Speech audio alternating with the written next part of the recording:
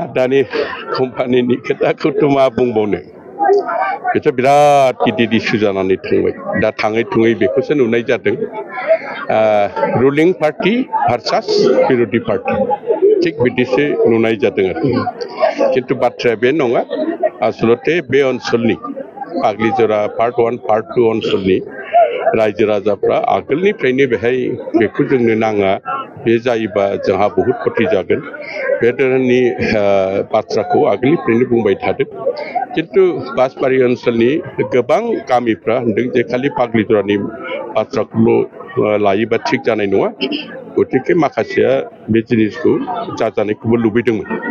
दा बे थाङै थुङै दिनैसिमाव मोनसे मोजां डेभेलपमेन्ट फैदों जोंनि बिटिआरनि चिफ मानगोनां प्रमद बर' बिथाङा बिथांनि दैदेननायाव क'क्राझार जिल्ला प्रशासन माने डिसि आरो लोगोआव एसपि आरो आदानि ग्रुपनि जाय खामानि मावगोन बे इपिडिसिएलनि सिभिल एसडिअ सार्कल अफिसार आरो जोंनि बासबारिनि एसे एनै जायनाखि साननो हनो गोरों व्यक्ति बिसोरखौ लिंहरनानै मोनसे आल'सना खालामदों बेहाय लोगोसे दुलाराय बर' फरायसा आफादनि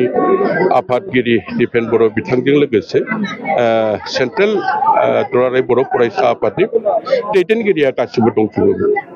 दा दिनैनि आल'सनायाव आंबो दं हिसाबै आं मोजां मोनदों जे आसलते पजिशना मा बेनि दारै बे गामिनि रायजो राजाफ्रा खथि जागोन ना बे रायजो राजा बेखौ जाहोमारा दा बेफोरनि सर्ट जमिन तदन्त खालामनो थाखाय आबसुखौ रिक्वेस्ट खालामनाय जादों नोंथांमोना एसे ओनसोलनि रायजोफोरजों थांनानै मा लुबैदों रायजोफ्रा बेफोरखौ एसे मोजाङै रायलाय